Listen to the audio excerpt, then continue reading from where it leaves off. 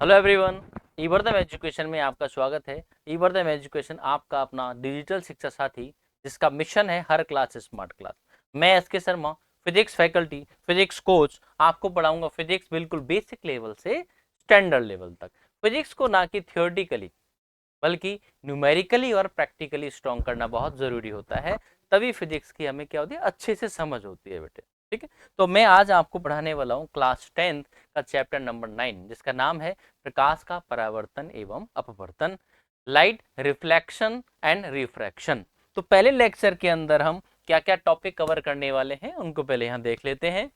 पहले टॉपिक के अंदर हम कवर करने वाले हैं प्रकाश का परिचय। प्रकाश होता क्या है? प्रकाश एक ऊर्जा का रूप है। प्रकाश चीजों को या वस्तुओं को देखने में हमारी मदद करता है। ये सब प्रकाश के इंट्रोडक्शन के अंदर आते हैं। दूसरा पॉइंट यहाँ पे हम कवर करने वाले हैं प्रकाश के गुणधर्म, जिसको बोलते हैं प्रॉपर्टीज ऑफ लाइट। तीसरे पॉइंट है बेटा अपना प्रकाश के स्रोत। कितने टाइप के प्रकाश के स्रोत होते हैं? ऐसे कुछ सोर्सेज भी होते हैं जिनसे लाइट आती है, जिनसे लाइट खुद की लाइट पैदा होती है, और ऐसे सोर्स भी हम पढ़ने वाले हैं जो खुद की लाइट पैदा नहीं करते, फिर भी हमें वो दिखाई देते हैं। ये होते हैं बेटे प्रकाश के स्रोत, या इसको बोलते हैं सोर्स। और सोर्स के टाइप भी यहाँ पे पढ़ने वाले हैं। फोर्थ नंबर पे क्या पढ़ेंगे बेटे? वस्तुएं एवं वस्तुओं के प्रकार, ऑब्जेक्ट्स एंड इट्स टाइप। उसके बाद नंबर आएगा आपका 5वें नंबर पर प्रकाश की किरण, या इसको बोलते हैं बेटे रे ऑफ लाइट। नंबर 6 पे क्या पढ़ने वाले हैं? प्रकाश पुंज एवं प्रकार, beam of light and it's type. और जो भी हम 6 पॉइंट तक कवर करने वाले हैं, इन पे हम छोटे छोटे कुछ एग्जाम्पल्स करेंगे जो आपके एग्जाम में पूछे जाते हैं, बोर्ड एग्जाम के अंदर, क्लास 10 के अंदर। और 8वें पॉइंट पर हम जैसे ये टॉपिक अब अपना कवर होने वाला होगा लेक्चर के आखिरी टाइम में, हम एक प्रैक्टिस शीट करने वाले हैं जिसका नाम होगा क्लास प्रैक्टिस प्रॉब्लम्स, पीपीपी 01। यहाँ पे हम कवर करने वाले हैं। पीपीपी के अंदर क्या होगा? 5 to 6 क्वेश्चन होते हैं जो हमने पढ़ा है, उसी के ऊपर वो टॉपिक होते हैं। तो देखो बेटे, इन 6 टॉपिक्स को अच्छे से पढ़ना, क्योंकि मैं एक एक बच्चे से पूछूंगा। क्वेश्चंस का पहले आंसर बच्चों को देना होगा, फिर मैं इनका आंसर करूँ। ठीक है, तो हम वन बाई वन एक एक टॉपिक पे अपना आगे बढ़ते हैं बेटे। पहला टॉपिक है अपना प्रकाश का परिचय। प्रकाश का परिचय क्या होता है भाई? प्रकाश ऊर्जा का वह रूप है जो हमें वस्तुओं को देखने में मदद करता है, प्रकाश कहलाता है भाई। कैसे देखने में मदद करता है? जैसे एक चमकता बल्ब, जैसे बल्ब हमें कैसे दिखाई देता है? बल्ब से लाइट आती है और हमारी आंखों तक पहुंचती है, और वो रिफ्लेक्शन की वजह से हमें दिखाई देता है। अब रिफ्लेक्शन क्या होता है सर? तो रिफ्लेक्शन को हम डिटेल में अगले लेक्चर के अंदर कवर करेंगे। थोड़ा बेसिक बेसिक यहाँ पे सीख लेते हैं आज। एक चमकता बल्ब सूरज अपने द्वारा उत्सर्जित ऊर्जा के कारण हमें दिखाई देता है। जैसे ये सूरज है बेटे, सन लिखा हुआ है, ये सन है। इस सन से लाइट कहाँ आती है बेटे? इस सन से सनलाइट आती है, इस टाइप से सन से सनलाइट आएगी, अपनी आंखों तक आएगी। आंखों में इस लाइट का रिफ्लेक्शन होता है, रिफ्लेक्शन की वजह से सन या बल्ब की हमारी आंखों में इमेज बनती है। वो डिटेल में हम आगे पढ़ने वाले हैं। ठीक है, अभी इतना आप याद रखें। कमरे के अंदर दर्पण में हम अपना चेहरा प्रकाश की वजह से देख पाते हैं। यदि कमरे के अंदर प्रकाश विद्यमान ना हो तो हमें अपना चेहरा दिखाई नहीं देता है। जैसे एक बच्ची है जो मिरर के सामने खड़ी हुई है, अचानक से लाइट बंद कर दो आप, तो क्या ये बच्ची अपना इस मिरर में चेहरा देख पाएगी? बिल्कुल नहीं देख पाएगी। तो ऐसा क्या था? जैसे लाइट ऑन करेंगे फिर अपनी इमेज देख पाएगी, अपना चेहरा देख पाएगी। तो ऐसा क्या है इस लड़की और इस दर्पण के बीच में जो इसकी इमेज इसको दिखाई दी जाती है ना? एक ऐसा पारदर्शी माध्यम होता है प्रकाश, जो वस्तुओं को देखने में मदद करता है। ठीक है बेटे, तो प्रकाश क्या है बेटे? प्रकाश अगर नहीं होगा तो हमें आसपास कुछ भी दिखाई नहीं देगा। ठीक है बेटे, अब एक छोटा सा टॉपिक पढ़ लेते हैं कि भाई, जैसे हम मूवी थिएटर के अंदर जाते हैं तो हम मूवी कैसे देखते हैं। जैसे मूवी थिएटर का एक डायग्राम दे रखा है यहाँ पर। मूवी थिएटर के अंदर यहाँ चेयर्स लगी होती है जिन पे लोग बैठे होते हैं।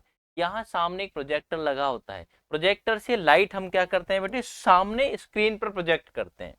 ये प्रोजेक्टर से लाइट आती है बेटे, इस टाइप से प्रोजेक्टर से लाइट आएगी, इस स्क्रीन से टकराने के बाद जो रिफ्लेक्शन ऑफ लाइट होगा, रिफ्लेक्टेड लाइट जो होती है, परावर्तित किरणें जो होती हैं, ये अपनी आंखों तक पहुंचती हैं। आंखों तक पहुंचेंगी तो हमें जो भी स्क्रीन पे दिख रहा होगा वो दिखाई देता है। इसको सबने देखा हुआ है, यही कंसेप्ट होता है देखने का। ठीक है बेटे। अब एक टॉपिक और थोड़ा सा एक लाइन देखते हैं बेटे। चांद स्वयं प्रकाश उत्सर्जित नहीं करता है। ऐसी कुछ चीजें होती हैं जो खुद का प्रकाश नहीं होता। क्या आपको ये आज तक पता था कि चांद खुद की लाइट पैदा नहीं करता? जो सूरज है, सन से तो खुद की लाइट आती है, लेकिन चांद खुद की लाइट पैदा नहीं करता है। चांद स्वयं प्रकाश उत्सर्जित नहीं करता है, परंतु वह सूर्य के प्रकाश के परावर्तन के कारण हमें दिखाई देता है। इस पे क्वेश्चन कैसे पूछेगा भाई, चांद अपनी खुद की लाइट पैदा नहीं करता, प्रकाश पैदा नहीं करता, फिर भी वो हमें कैसे दिखाई देता है? तो इसका क्या आंसर होगा? प्रकाश के परावर्तन के कारण हमें दिखाई देता है। एक बेसिक सा छोटा सा क्वेश्चन, ऑब्जेक्टिव। ठीक, कैसे बेटे? देखो, ये सन है आपका, सन से आती है बेटे सनलाइट। सन को चांद से भी बहुत दूर माना जाता है, तो लगभग ये समानांतर लाइनें यहाँ से आती, प्रकाश की किरणें आती हैं और चांद पे टकराती हैं। तो चांद क्या करता है, इस लाइट के, प्रकाश के कुछ भाग का तो अवशोषण कर लेता है, एब्जॉर्प्शन कर लेता है, और ज्यादातर पार्ट को क्या करता है बेटा, ये अर्थ की तरफ रिफ्लेक्ट कर देता है। इस रिफ्लेक्टेड लाइट की वजह से या परावर्तित प्रकाश की वजह से जो भी व्यक्ति अर्थ पे खड़ा होगा, जमीन पे खड़ा होगा, उसको चांद दिखाई देगा। सिंपल सा कंसेप्ट है। तो एक छोटी सी एक्टिविटी हम यहाँ पे देख लेते हैं बेटे, कि आसपास में रखी हुई जो चीजें हैं वो हमें कैसे दिखाई देती हैं। जैसे देखें बेटे, छोटी सी एक्टिविटी है, उसको एक थोड़ा सा देखें। सिंपल सा कंसेप्ट सब जानते हैं। इसमें क्या है बेटे, देखो ये सन है, सन से सनलाइट आ रही है। अब ये सनलाइट जिस भी बॉडी या वस्तु से टकराएगी, वो बॉडी हमें दिखाई देना स्टार्ट कर जाती है। कैसे देखते हैं, देखो ये सनलाइट आई बेटे, यहाँ पे एक प्लांट खड़ा हुआ, पेड़ खड़ा हुआ है बेटा, ये पेड़ है, ये सनलाइट पेड़ से टकराती है, और पेड़ से टकराने के बाद ये यहाँ पे अपनी आंखों तक पहुंच जाती है। इसी को बोलते हैं रिफ्लेक्शन ऑफ लाइट। ऐसे लाइट गई पेड़ के एप्पल से, एप्पल देखो फ्रूट्स लगे हुए हैं इसके अंदर, फ्रूट से टकराएगी तो हमें फ्रूट्स दिख जाएगा, पत्तों से टकराएगी तो हमें पत्ते दिख जाएंगे, हमें पूरा पेड़ दिखाई देता है। पूरे पेड़ से ही लाइट रिफ्लेक्ट होके यहाँ पे आती है। एक ही रेखा नहीं आती है बेटा, एक ही किरण नहीं आती है, इनफाइनाइट नंबर ऑफ किरणें यहाँ पर अपनी आंखों तक पहुंचती है। मान लेते हैं एक छोटा सा डॉगी यहाँ बैठा हुआ है, मान लेते हैं डॉगी बैठा हुआ, तो डॉगी से भी क्या होगा बेटे, लाइट रिफ्लेक्ट होके, डॉगी से लाइट रिफ्लेक्ट होगी और अपनी आंखों तक पहुंच जाएगी। तो अपने आसपास जो भी चीजें होती हैं वो सनलाइट की वजह से हमें दिखाई देती हैं। मान लो रात हुई, सन नहीं है, तो बल्ब की लाइट रिफ्लेक्ट होकर अपने पास तक आ जाएगी, वो भी हमें दिखाई देती है। अगर प्रकाश ही नहीं होगा तो ना तो ये कुत्ता दिखेगा, ना ये पेड़ दिखेगा, कुछ भी नहीं दिखेगा बेटा। क्या समझ में आया? प्रकाश के बिना हम चीजों को देख नहीं सकते। अरे भाई आंखें भी जरूरी होती है। मान लो सर आंखें किसी की नहीं है, प्रकाश है तो क्या देख पाएंगे क्या? बिना आंखों के तो कुछ भी नहीं देख पाओगे ना। आंखें भी बहुत जरूरी होती है। रिफ्लेक्शन कहाँ होगा? आपकी आंखों पे भी तो रिफ्लेक्शन होगा, आंखें नहीं तो आप नहीं देख पाएंगे। ठीक है बेटे, आ जाए। अब दूसरा टॉपिक अपना यहाँ पे आता है प्रकाश के गुणधर्म। प्रकाश के क्या क्या गुणधर्म होते हैं, वन बाई वन हम यहाँ पर पढ़ने वाले हैं बेटे। देख, पहला है प्रकाश ऊर्जा का ही एक रूप है। प्रकाश ऊर्जा का एक रूप है, कैसे पता चला? कैसे भाई, दिमाग में आएगा कैसे ऊर्जा है भाई? जैसे हम एसी रूम से निकल के बाहर धूप में जाते हैं तो हमें क्या होती है, खुजली चलने स्टार्ट, चुभने लगती है धूप, अपना शरीर गर्म हो जाता है बेटे। तभी तो धूप से भाग के वापस से बच्चों को धूप में क्यों नहीं निकलने दिया जाता?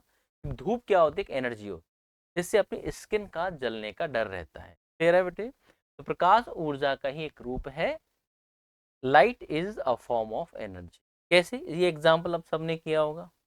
ठीक है, जैसे मान लें सनलाइट से, सन से कुछ लाइट इस टाइप से आती है बेटे, पैरेलल लाइट आती है। सन क्या है बेटे, अर्थ से बहुत दूर माना जाता है, इसलिए उनको हम समानांतर रेखा की फॉर्म में लाइट को आता हुआ मानते हैं। इस टाइप से लाइट आएगी। ये आपका कॉन्वेक्स लेंस होता है बेटे। क्या होता है बेटे? Convex lens. कॉन्वेक्स लेंस सब जानते हैं इसको। ये कॉन्वेक्स लेंस क्या करता है, ये इस पे आपतित होने वाली सारी किरणों को एक पॉइंट पर क्या कर देता है बेटे, केंद्रित कर देता है। केंद्रित करने से क्या होता है, ये जो प्रकाश की लाइट है वो एक जगह पर बहुत ज्यादा हाई हो जाती है, प्रकाश की तीव्रता बढ़ जाती है। प्रकाश की तीव्रता इतनी ज्यादा बढ़ जाती है कि यहाँ पे जो भी कागज वगैरह का टुकड़ा होगा वो जलने लग जाता है, आग में कन्वर्ट हो गई। हमने क्या किया, प्रकाश की किरणों को केंद्रित कर दिया, केंद्रित करने से, कॉन्सेंट्रेट करने से क्या हुआ बेटे, या इनको कन्वर्ज करने से इसमें आग लग जाती है। तो आग कहाँ से पैदा हुई, प्रकाश से ही तो पैदा हुई। तो इससे क्या पता चलता है, प्रकाश ऊर्जा का ही एक रूप है।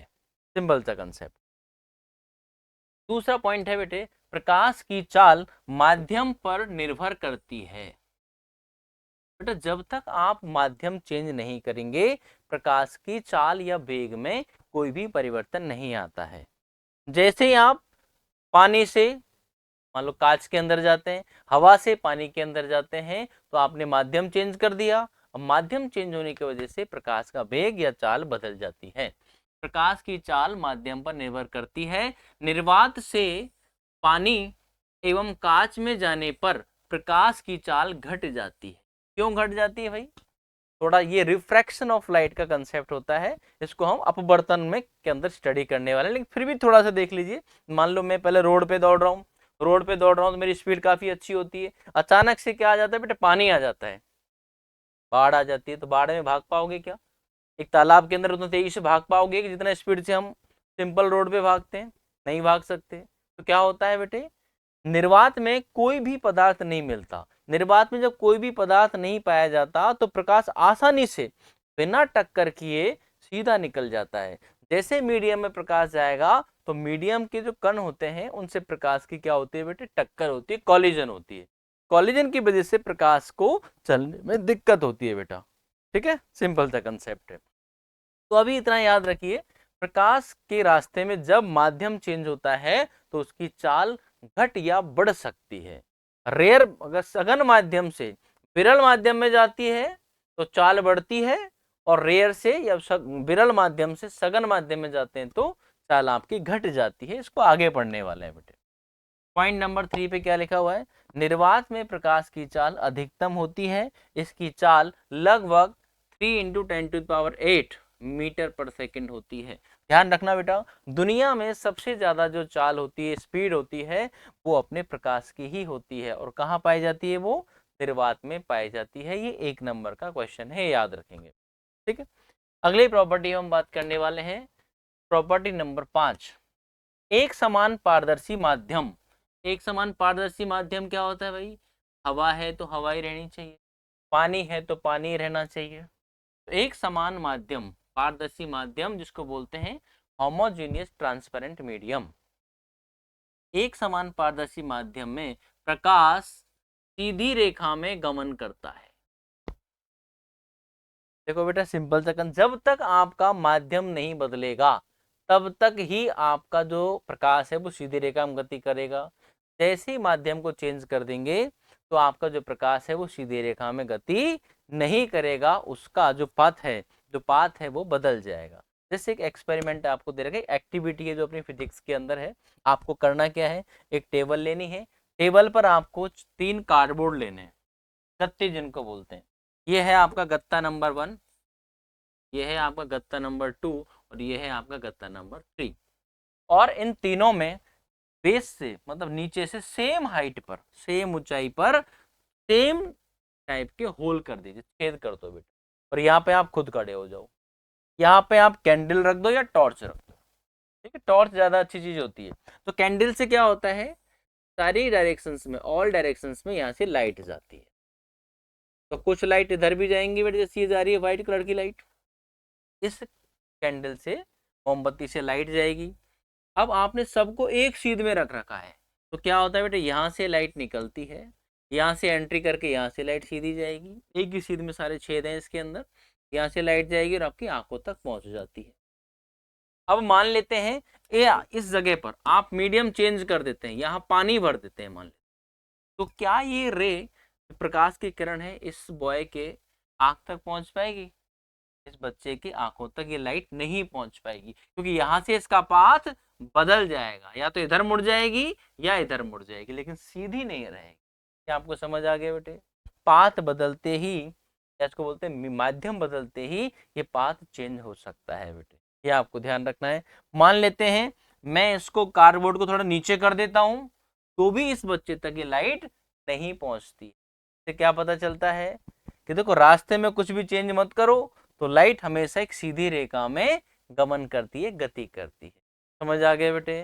तो एक समान पारदर्शी माध्यम में प्रकाश किस में चलता है बेटा? सीधी रेखा में गमन करता है या गति करता है। ये हम यहाँ पर पढ़ चुके हैं। प्रॉपर्टी नंबर 5, प्रॉपर्टी नंबर 5 पे क्या पढ़ने वाले हैं? प्रकाश विद्युत चुम्बकीय तरंगे, प्रकाश विद्युत चुम्बकीय तरंगे होती हैं। अब विद्युत चुम्बकीय तरंगे क्या होती है भाई? देखो बेटा ये थोड़ी हायर क्लासेस का टॉपिक है लेकिन थोड़ा सा इंट्रोडक्शन हम यहाँ पर पढ़ लेते हैं। विद्युत चुम्बकीय तरंगे सारे बच्चे जानते हैं कि भाई विद्युत चुम्बकीय तरंगे क्या होती है। जैसे हम हॉस्पिटल में एक्सरे कराने जाते हैं तो एक्सरे क्या है? एक्सरे जो होती हैं वो विद्युत चुम्बकीय तरंगे ही होती हैं। हम रेडियो सुनते हैं, रेडियो वेव की वजह से हम वो रेडियो आपके काम करते हैं। रेडियो तरंगे वो भी क्या होती है बेटे? विद्युत चुम्बकीय तरंगे होती हैं। आपका रिमोट कंट्रोल सिस्टम जो रिमोट होता है इस टाइप से, रिमोट से हम टीवी के चैनल चेंज करते हैं। रिमोट से भी तो यहाँ से कुछ ना कुछ वेव निकलती है, रेज निकलती है। वो रेज कौन सी होती है बेटा? वो भी विद्युत चुम्बकीय तरंगों के अंदर आती है। ठीक है बेटे? ऐसे बहुत सारी विद्युत चुम्बकीय तरंगे होती है, एक्सरे, गामा रे। आपको जो विजिबल लाइट होती है, अलग अलग कलर की light, white light, red light, yellow light, ये सब आपकी क्या होती है बेटे? विद्युत चुम्बकीय तरंग के ही प्रकार होते हैं जो हमें लाइट दिखाई देती है। ठीक है बेटे? और ऐसी कुछ लाइट भी होती हैं, वेव भी होती हैं जो हमें दिखाई नहीं देती हैं, वो भी विद्युत चुम्बकीय तरंगों के अंदर ही आती हैं। प्रकाश विद्युत चुम्बकीय तरंगे होती हैं जिनके प्रसार के लिए या जिनको चलने के लिए माध्यम की आवश्यकता नहीं होती है। ठीक है बेटे? मतलब तरंगे होती है, लाइट भी, प्रकाश भी तरंग है। एक तो पढ़ते हैं ध्वनि तरंगे जिनको बोलते हैं साउंड वेव। जैसे वैक्यूम में अगर आप बोलेंगे तो हम एक दूसरे की आवाज नहीं सुन पाते हैं क्योंकि वैक्यूम के अंदर कोई भी माध्यम नहीं होता है। तो वैक्यूम के अंदर आवाज नहीं जा सकती, ध्वनि नहीं जा सकती, साउंड नहीं जा सकती, लेकिन लाइट आसानी से ट्रेवल कर जाता है। तो विद्युत चुम्बकीय तरंगों को या लाइट को माध्यम की आवश्यकता नहीं होती। अगर माध्यम नहीं है तो बढ़िया, माध्यम है तो बढ़िया। नेक्स्ट बात करते हैं बेटे, प्रकाश एक अनुप्रस्थ प्रकृति की विद्युत चुम्बकीय तरंगों से बना होता है। इसका क्या मतलब है भाई? अब अनुप्रस्थ तरंगें क्या होती हैं इसको थोड़ा समझ लेते हैं बेटा। प्रकाश अनुप्रस्थ प्रकृति की चुंबकीय तरंगों से बना होता है क्योंकि प्रकाश में विद्युत एवं चुंबकीय क्षेत्र विद्युत चुंबकीय तरंगों के वेग के लंबवत दोलन करते हैं। देखो बेटा 12th क्लास में अच्छे से पढ़ोगे। अब सिर्फ इतना सा इंट्रोडक्शन समझ लीजिए बेटा, इसका परिचय देख लो कि ये अनुप्रस्थ तरंगे क्यों होती। ठीक है बेटे? ये देखो ये इसको बोलते हैं विद्युत चुम्बकीय तरंगे। ये भी सिर्फ डायग्राम देखोगे आप, 12th क्लास में इसको हम डिटेल में समझ पाएंगे। तो ध्यान रखना बेटा, विद्युत चुम्बकीय जो तरंगे होती हैं वो किन किन चीजों से मिलकर बनी होती है? एक लिखा मैंने विद्युत क्षेत्र, जैसे आपका गुरुत्वाकर्षण क्षेत्र होता है ऐसे विद्युत क्षेत्र होता है। विद्युत क्षेत्र प्लस चुंबकीय क्षेत्र, चुंबकीय क्षेत्र, विद्युत क्षेत्र प्लस चुंबकीय क्षेत्र प्लस ऊर्जा, ऊर्जा, इन तीनों को ही क्या बोलते हैं बेटे? हम विद्युत चुंबकीय तरंगे बोलते हैं। ध्यान रखें, विद्युत चुंबकीय तरंगे बोलते हैं। विद्युत चुंबकीय तरंगों के अंदर विद्युत क्षेत्र और चुंबकीय क्षेत्र की फॉर्म में ही ऊर्जा होती है बेटे। सिंपल सा कंसेप्ट है। अब जब जिस डायरेक्शन में, मान लेते हैं इस डायरेक्शन में आपकी विद्युत चुंबकीय तरंग का वेग दे रखा है, तो इसमें क्या होगा बेटे? चुंबक क्षेत्र और विद्युत क्षेत्र दोनों की दोनों ही इस वेग के क्या होते हैं बेटे? लंबवत होते हैं। इसलिए याद रखना बेटे, जिन चीजों से मिलकर विद्युत चुंबकीय तरंगें होती हैं वो विद्युत क्षेत्र और चुंबकीय क्षेत्र से मिलकर बनी होती हैं। तो ये इतना सा याद रखना है कि विद्युत चुंबकीय तरंग के अंदर विद्युत क्षेत्र और चुंबकीय क्षेत्र के जो दोलन होते हैं वो विद्युत चुंबकीय तरंगों के वेग के लंबवत होते हैं। इसलिए विद्युत चुंबकीय तरंगों को क्या बोला जाता है? अनुप्रस्थ प्रकृति की तरंगें बोला जाता है। इतना याद रखेंगे बस। ठीक है बेटे? और इसमें डिटेल में हमें यहाँ नहीं पढ़ना है। अब आता है बेटा अगला टॉपिक, प्रकाश के स्रोत या सोर्सेज ऑफ लाइट। प्रकाश के स्रोत कितने टाइप के होते हैं वो देख लेते हैं। पहला टाइप होता है इसमें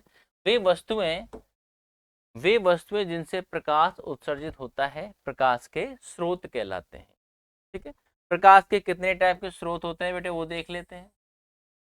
प्रकाश के अपने दो टाइप के स्रोत, थोड़ा सा इसको अंडरलाइन कर देते हैं।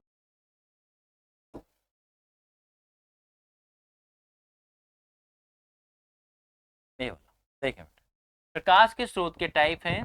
प्रकाश आपके दो टाइप के होते हैं, पहला है प्राकृतिक स्रोत और दूसरा है बेटे आपका कृत्रिम स्रोत। प्राकृतिक स्रोत को बोलते हैं बेटे नेचुरल सोर्स ऑफ लाइट और कृत्रिम स्रोतों को बोला जाता है man made source of light. ठीक है बेटे, प्राकृतिक स्रोत कौन कौन से होते हैं? जो प्रकृति ने हमें बना के दिए हैं वो प्राकृतिक स्रोत कहलाते हैं। जैसे सूर्य, सूर्य सबसे महत्वपूर्ण प्राकृतिक स्रोत है। सिंपल सा कंसेप्ट है, सूर्य भगवान है ना, सूर्य भगवान क्या है बेटे? भगवान ने हमने बना के दिया है पहले से ही, ये प्रकृति ने हमें बना के दिया है, इसलिए इसको क्या बोलते हैं बेटे? ये हमने नहीं बनाया प्रकृति, इसलिए इसको प्राकृतिक स्रोत बोला जाता है। दूसरे हैं कृत्रिम स्रोत। कृत्रिम स्रोत कौन कौन से होते हैं? जैसे विद्युत बल्ब हो गया, बल्ब हमने खुद ने बनाया, मैन मेड है। मोमबत्तियां मतलब कैंडल्स हो गई आपकी, और दिवाली पे जो तेल के दीपक जलाते हैं वो सब किसके अंदर आते हैं बेटे? मैन मेड या कृत्रिम प्रकाश स्रोतों के अंदर आते हैं। सिंपल सा कंसेप्ट। आगे बढ़ते हैं बेटे। अब आता है वस्तुएं एवं वस्तुओं के प्रकार। छोटे छोटे टॉपिक्स हैं, इनको हम यहाँ पर कवर करते रहते हैं बेटे। प्रदीप्त वस्तु है जिनको बोलते हैं बेटे ल्यूमिनस ऑब्जेक्ट। प्रदीप्त वस्तुएं क्या होती हैं? वे वस्तुएं जो स्वयं का प्रकाश उत्सर्जित करती हैं। अंडरलाइन वाले पॉइंट को देखें, वो वे वस्तुएं जो स्वयं का प्रकाश उत्सर्जित करती हैं प्रदीप्त या ल्यूमिनस ऑब्जेक्ट्स कहलाती हैं। उदाहरण देखें बेटे, सन से लाइट निकलती है तो सूर्य एवं तारे, लैंप, बल्ब, ट्यूबलाइट, मोमबत्ती इत्यादि क्या होते हैं बेटे? सन, बल्ब, ट्यूबलाइट, मोमबत्ती जिनसे खुद की लाइट पैदा होती है उनको हम प्रदीप्त वस्तुएं या ल्यूमिनस ऑब्जेक्ट बोलते हैं। दूसरे होते हैं बेटे अप्रदीप्त वस्तु हैं, इनकी इंग्लिश भी साथ साथ समझनी है, नॉन ल्यूमिनस ऑब्जेक्ट। ये क्या होते हैं?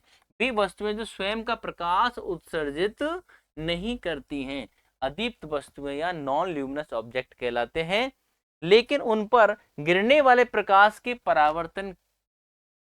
को परावर्तित करके वापस भेजती हैं, अदीप्त वस्तुएं कहलाती हैं या नॉन ल्यूमिनस ऑब्जेक्ट कहलाते हैं। जैसे जैसे बेटा हमें मेज कैसे दिखाई देती है? कोई चेयर रखी हुई है, टेबल रखी हुई है, आसपास की बोतल वगैरह जो बर्तन वगैरह हमें दिखाई देते हैं, वो क्यों दिखाई देते हैं?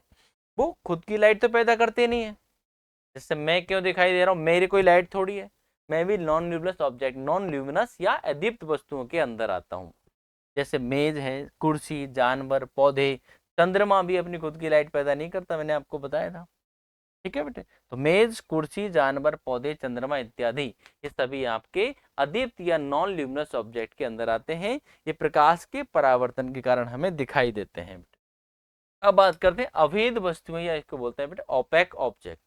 अगर कोई वस्तु प्रकाश को अपने आर पार नहीं जाने दे उसे अवैध वस्तु कहा जाता है। जैसे टेबल, टेबल भी एक तरह की अवैध वस्तु है बेटा, उसमें से लाइट आर पार नहीं जा सकती। अपने पत्थरों की दीवार, उसमें से भी लाइट आर पार नहीं जा सकती, ये भी आपकी अवैध वस्तु के अंदर आती है। अगर कोई वस्तु प्रकाश के अपने आर पार नहीं जाने देती उसे अवैध वस्तु कहा जाता है। अवैध वस्तु पर गिरने वाला प्रकाश या तो परावर्तित होता है या पूर्णतः अवशोषित हो जाता है। क्लियर है बेटे? सिंपल सा है। चौथे नंबर पे आता है पारदर्शी वस्तुएं, मतलब ट्रांसपेरेंट मीडियम या ट्रांसपेरेंट ऑब्जेक्ट जिनको बोलते हैं। अगर कोई वस्तु उस पर गिरने वाले प्रकाश का अधिकांश भाग, ज्यादातर भाग, अधिकांश प्रकाश को पार कर जाती है उसे क्या बोलते हैं बेटे? पारदर्शी वस्तु कहा जाता है। जैसे आपका जैसे ट्रांसपेरेंट कांच देख रहे हैं बेटे, ये अपने जो घरों में पानी पीने के ग्लास होते हैं, ये बोटल्स होती हैं इस टाइप की जो ट्रांसपेरेंट है कि नहीं बेटे, वो तो पारदर्शी है। इसमें जितना भी लाइट इधर से डालेंगे दूसरी तरफ निकल जाती है आराम से। इनमें से आराम से हम आर पार देख सकते हैं। जिनके आर पार देखा जा सके उनको क्या बोलते हैं बेटे, पारदर्शी वस्तुएं बोला जाता है। एग्जाम्पल, कांच की प्लेट, कांच की बोतल इत्यादि। तो कलरफुल कांच की बोतल मत नहीं लेनी है बेटे, बिल्कुल व्हाइट है, देखो ये कलरफुल कांच की बोतलें पारदर्शी माध्यम के अंदर नहीं आती है। अगला टॉपिक है अर्ध पारदर्शी, इसको बोलते हैं ट्रांसपेरेंट ऑब्जेक्ट। अगर कोई वस्तु उस पर गिरने वाले प्रकाश का कुछ भाग तो उसमें से निकल जाता है और कुछ क्या होता है बेटे उसमें अवशोषित कर लेती है। तो जैसे ये कांच देख रहे हैं आपको, इसमें से जब लाइट पास करते हैं तो कुछ लाइट को तो ग्लास क्या करते हैं, थोड़ा एब्जॉर्ब कर लेते हैं और कुछ लाइट को बाहर जाने देते हैं। जब कुछ लाइट ही बाहर जा रही है, पूरी लाइट बाहर नहीं जा रही, तो हमें क्या होगी बेटे, सामने जो भी बंदा खड़ा होगा उसको हम अच्छे से देख नहीं पाते हैं। इसलिए इनको क्या बोलते हैं, इनको अर्ध पारदर्शी वस्तुएं बोला जाता है। उदाहरण, रंगीन कांच के ग्लास दिख रहा है आपको, ये सब आपके अर्ध पारदर्शी वस्तुएं कहलाती हैं। अब बात करते हैं प्रकाश की किरण। प्रकाश की किरण क्या है बेटे, प्रकाश किरण प्रकाश की वह दिशा होती है जिसमें प्रकाश चलता है। मान लेते प्रकाश इस दिशा में चल रहा है, इस डायरेक्शन में चल रहा है, तो ये प्रकाश की किरण कहलाती है। प्रकाश की किरण की डेफिनेशन क्या हो गई, प्रकाश किरण की वह दिशा होती है जिसमें प्रकाश गमन करता है या सीधी रेखा में गमन करता है, प्रकाश की किरण कहलाती है। इसको एक एरो से बेटा हम रिप्रेजेंट करते हैं। प्रकाश पुंज एवं बीम। प्रकाश पुंज क्या होते हैं, प्रकाश किरणों के समूह या ग्रुप को प्रकाश पुंज कहा जाता है। जैसे देखो बेटे, ये समानांतर किरणें हैं, इसको प्रकाश पुंज बोलते हैं। ये आपकी टॉर्च, जैसे आप टॉर्च जलाते हैं तो एक लाइन, एक इससे रेखा नहीं निकलती है, बहुत सारी किरणें इससे निकलती हैं, ठीक है बेटा। तो ये क्या बन जाते हैं कि बीम ऑफ लाइट यहाँ से निकल के बाहर जाती है, इस टाइप से बीम ऑफ लाइट इसको बोलते हैं, प्रकाश पुंज बोलते हैं। ठीक है, आगे बढ़ते हैं। कुछ चीजें और हैं, अभिसारी प्रकाश पुंज। प्रकाश पुंजों के प्रकार देखें बेटे, 3 टाइप के होते हैं जनरली। हम पहले नंबर पे क्या पढ़ने वाले हैं बेटे, अभिसारी प्रकाश पुंज। अभिसारी को बोलते हैं बेटे कन्वर्जेंट बीम। इसमें क्या होता है, बहुत सारी बीम इस टाइप से आती है और एक पॉइंट पे आके क्या होती है बेटे, ये मिल जाती है। इसको बोलते हैं बेटे अभिसारी। अभिसारी मतलब एक पॉइंट की तरफ आने वाली अभिसारी प्रकाश किरणें या प्रकाश पुंज कहलाती हैं। वह प्रकाश पुंज जिसमें सभी किरणें एक ही बिंदु की ओर बढ़ती हैं, उसे अभिसारी पुंज कहा जाता है, कन्वर्जेंट बीम बोला जाता है। अब आता है बेटे विक्षिप्त प्रकाश पुंज, इसको क्या बोलते हैं, डाइवर्जेंट बीम या डाइवर्जिंग बीम। इसकी क्या डेफिनेशन है, ऐसा प्रकाश पुंज जिसमें सभी किरणें एक ही बिंदु से बाहर की ओर निकलती हैं, क्या कहलाती है बेटे, विक्षिप्त पुंज कहलाता है। जैसे ये आपका कोई प्रकाश का स्रोत है, इसे देखो बेटे, सारी लाइनें क्या हो रही है, इसमें थोड़ा डायग्राम बेटा गलत लिखा हुआ है, देखें। इसमें क्या करना है, यहाँ से रे ऑफ लाइट इस टाइप से जाएगी, ना कि आएगी। देखो इधर से लाइट जा रही है बेटे, इधर से भी लाइट यूं जाएगी, इधर से भी लाइट यूं जाएगी। तो क्या हो रहा है बेटे, एक बिंदु से प्रकाश की किरणें बाहर की तरफ जा रही हैं, इसलिए इसको क्या बोलते हैं बेटे, डाइवर्जेंट बीम बोलते हैं या विक्षिप्त प्रकाश पुंज बोलते हैं। तीसरा आपका जो पॉइंट है आपका बेटे, तीसरा है समानांतर पुंज, इसको बोलते हैं पैरेलल बीम ऑफ लाइट। एक ऐसा प्रकाश पुंज जिसमें सभी किरणें एक दूसरे के समानांतर होती हैं, समानांतर प्रकाश पुंज कहलाता है। देखें बेटे, यह है समानांतर प्रकाश पुंज। ये कभी भी एक दूसरे को कट नहीं कर सकती, मिल नहीं सकती, इसको बोलते हैं समानांतर प्रकाश पुंज। अगला टॉपिक में हम क्या करने वाले हैं बेटे, अब तक हमने जो भी पढ़ा है इस पर कुछ एग्जाम्पल्स हम यहाँ पर कर लेते हैं बेटे। देखें क्या है, छोटा सा एग्जाम्पल है अपना, पहला है निम्न में से प्रकाश की प्रकृति है। अब हमें क्या कैसे पढ़ बेटे, कोई भी न्यूमेरिकल को या क्वेश्चन को सॉल्व करते हैं तो हमें ये पता होना चाहिए इन 4 में से कौन सा सही है और क्यों सही है, ये भी पढ़ना बहुत जरूरी है। 4 ऑप्शंस में से कौन सा सही है, क्यों सही है। मान लो एक ऑप्शन सही है तो आपको ये भी बताना है कि बाकी जो 3 ऑप्शंस हैं वो क्यों गलत हैं। इसी को फिजिक्स बोलते हैं कि जरूरी थोड़ी है कि यही क्वेश्चन एग्जाम में आ जाए, कुछ और क्वेश्चंस भी इसमें बन जाते हैं बेटे। निम्न में से कौन सी प्रकाश की प्रकृति है, देखते हैं बेटे। प्रकाश यांत्रिक तरंगें होती हैं क्या, मैकेनिकल वेव होती है क्या बेटे बताओ?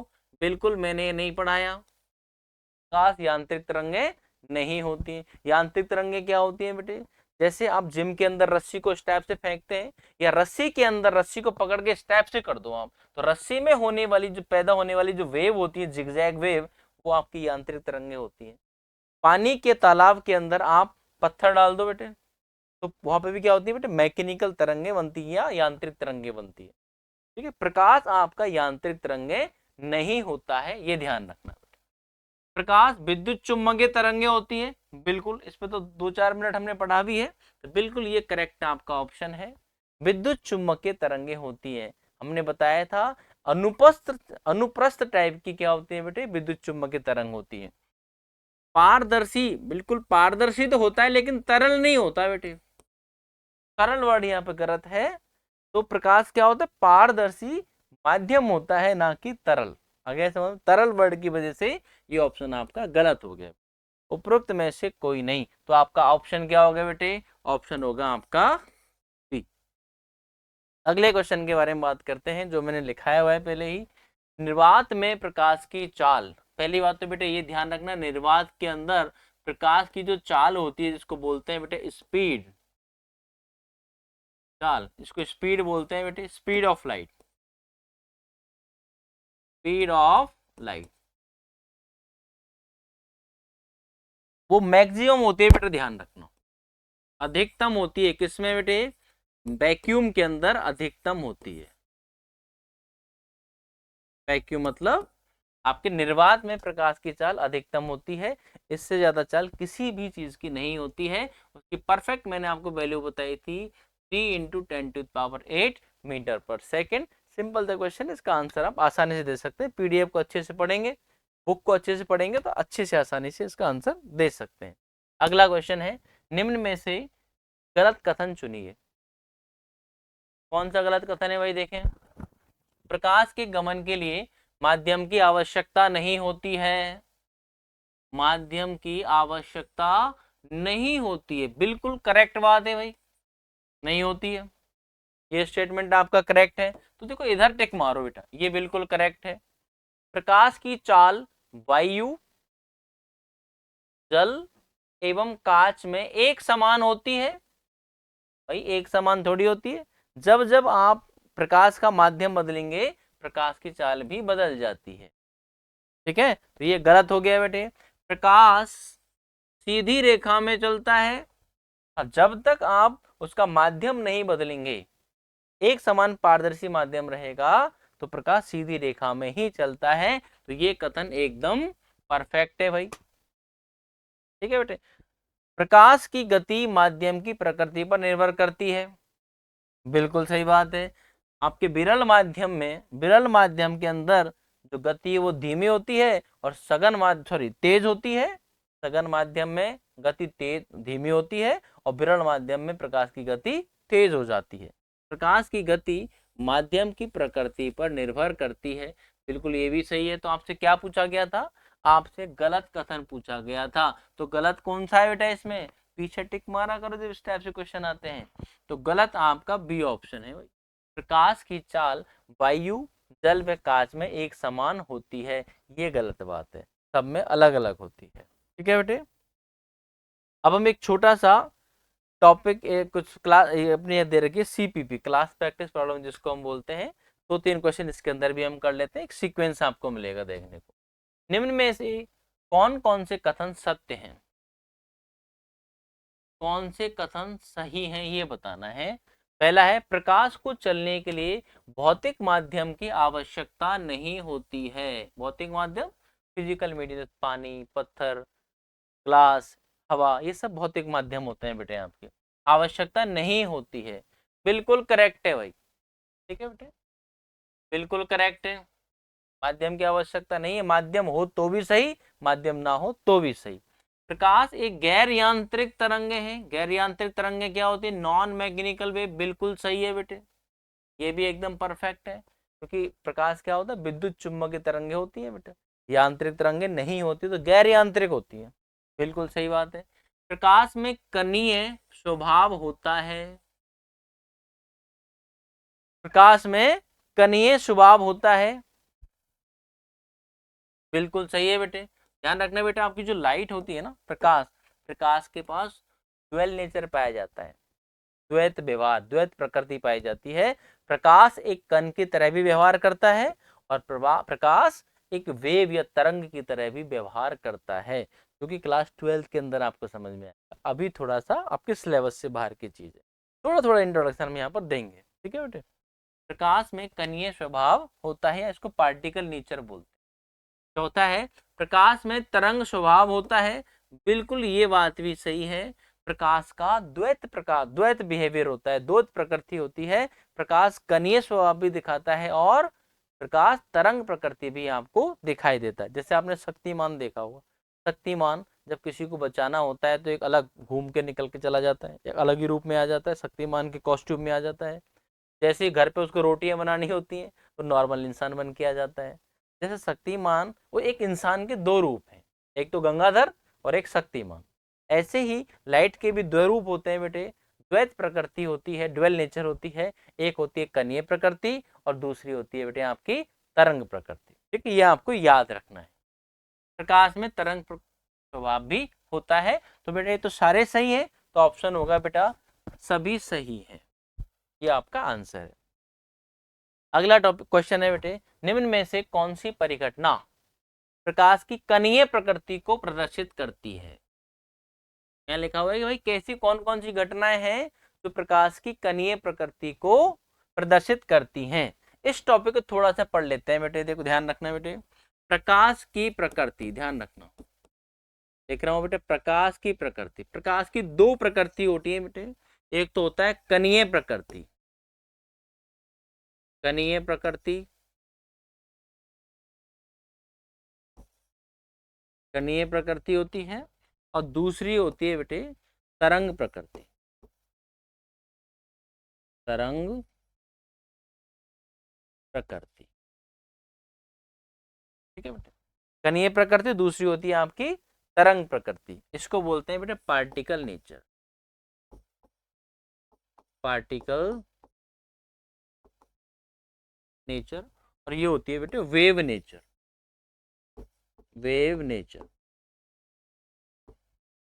ठीक है बेटे, तो कुछ चीजें ऐसी होती हैं जो प्रकाश की कणीय प्रकृति पर ही आधारित होती है, या कुछ काम ऐसे होते हैं जो प्रकाश को आप कण मानेंगे तो ही उनको आप एक्सप्लेन कर सकते हैं, और कुछ कुछ कुछ घटनाएं या परिघटनाएं, फिनोमिना ऐसी होती हैं जिनमें आपको प्रकाश को तरंग मान के ही या तरंग ही मानना पड़ेगा, तभी उनको आप समझ सकते।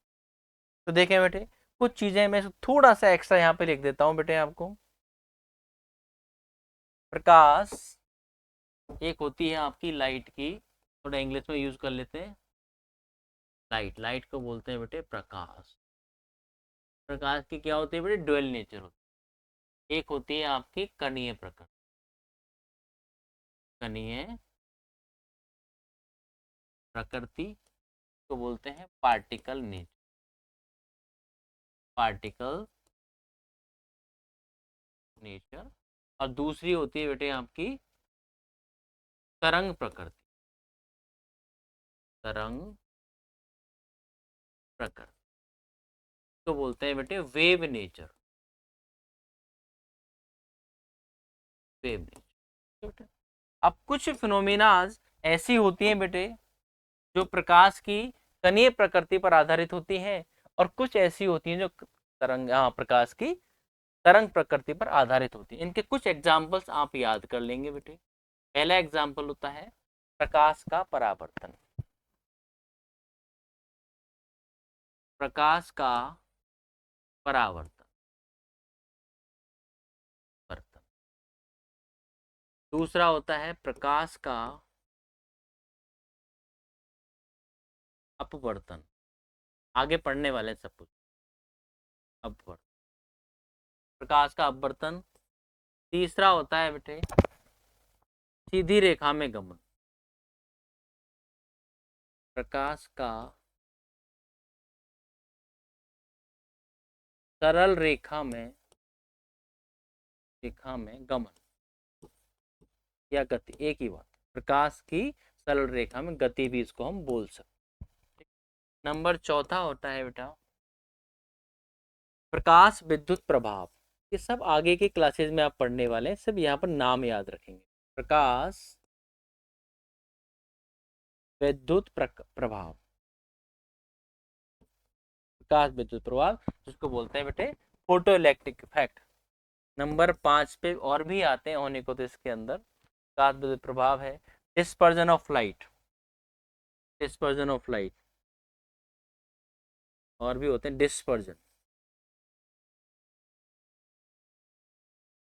Dispersion of light.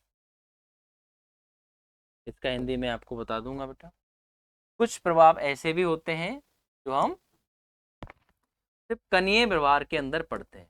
इसमें पहला क्या है, ये पहले जो तीन है बेटे ये तो तीनों कॉमन है, ध्यान, ठीक है बेटे। इसमें पहला आता है अपना प्रकाश का परावर्तन, इसमें भी आता है प्रकाश का परावर्तन, और दूसरा आता है बेटा प्रकाश का अपवर्तन।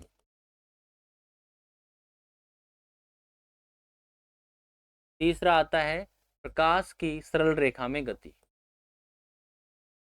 प्रकाश की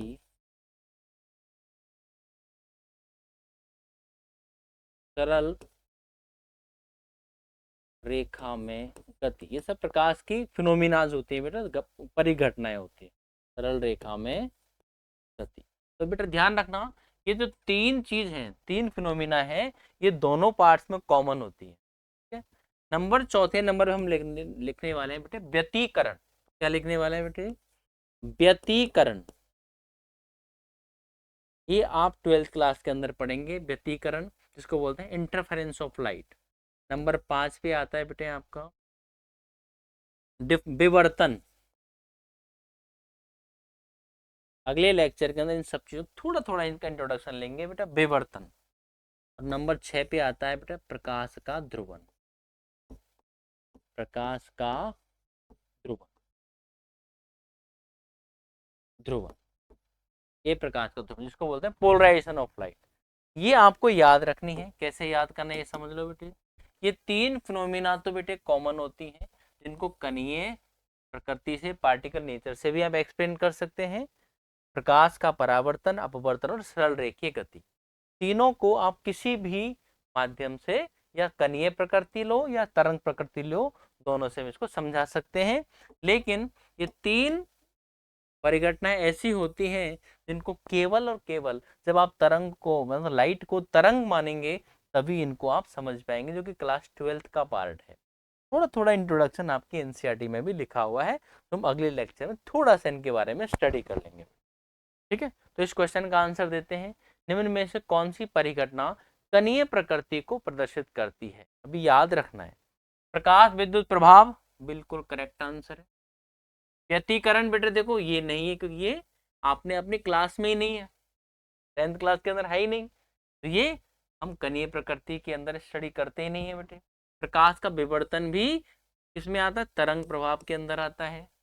तीसरा है, चौथा है इसमें डी नंबर पर ध्रुवन, ध्रुवन भी कणीय प्रकृति को एक्सप्लेन नहीं करता है।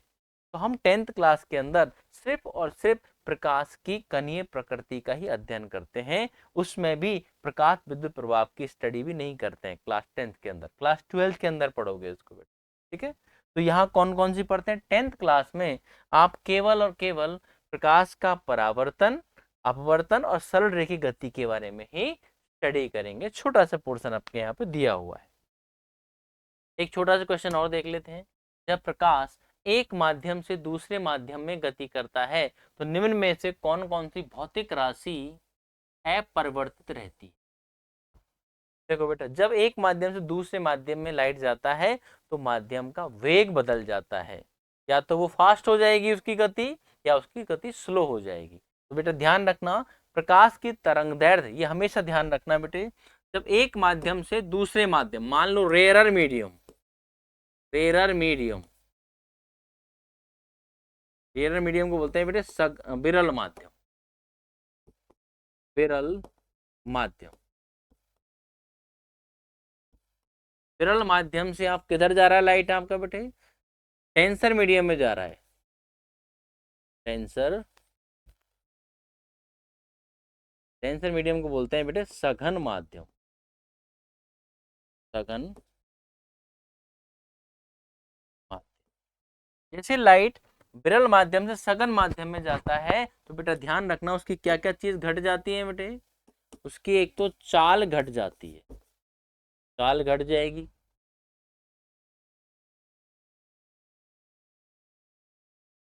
चाल जिसको बोलते हैं बेटे स्पीड, स्पीड घट जाती है बेटे। दूसरा है तरंग दैर्ध्य भी घट जाती है बेटे, ध्यान रखना तरंग दैर्ध्य बदल जाएगी, जिसको बोलते हैं बेटे वेवलेंथ, हिंदी ऊपर लिखा हुआ है, वेवलेंथ भी घट जाती है, तीव्रता भी घट जाती है बेटे, ध्यान रखना तीव्रता, सॉरी तीव्रता क्या होती है बेटे, तीव्रता, तीव्रता भी क्या होती है बेटे, घट जाती है। और प्रकृति जो आयाम है, आयाम भी घट जाता है, आ गया समझ में। तो प्रकाश की तरंग बदलेगी, बिल्कुल बदलेगी बेटे। अपरिवर्तित कौन सी होती है वो देख लेते हैं, ये तो बदलती है, इसको काटो। प्रकाश का वेग भी बदलता है, बिल्कुल काटो। प्रकाश की तीव्रता भी बदलती है, ये भी बदलती है। एक चीज ऐसी होती है प्रकाश की आवृत्ति, जो कभी भी बदलती नहीं है। क्यों नहीं बदलती है बेटे, क्योंकि प्रकाश की जो आवृत्ति होती है वो प्रकाश के स्रोत या सोर्स पर डिपेंड करती है, ना कि माध्यम की प्रॉपर्टी है। ठीक है, इतना याद रखना। कोई पूछ ले कि प्रकाश की आवृत्ति माध्यम पर निर्भर क्यों नहीं करती है, क्योंकि ये माध्यम की प्रॉपर्टी या गुणधर्म नहीं है, ये प्रकाश के स्रोत की प्रॉपर्टी है। जब तक आप प्रकाश का स्रोत नहीं बदलेंगे तब तक प्रकाश की आवृत्ति भी चेंज नहीं होगी। आज के टॉपिक में हम यहीं तक कवर करने वाले हैं। Thank you everyone, thank you so much.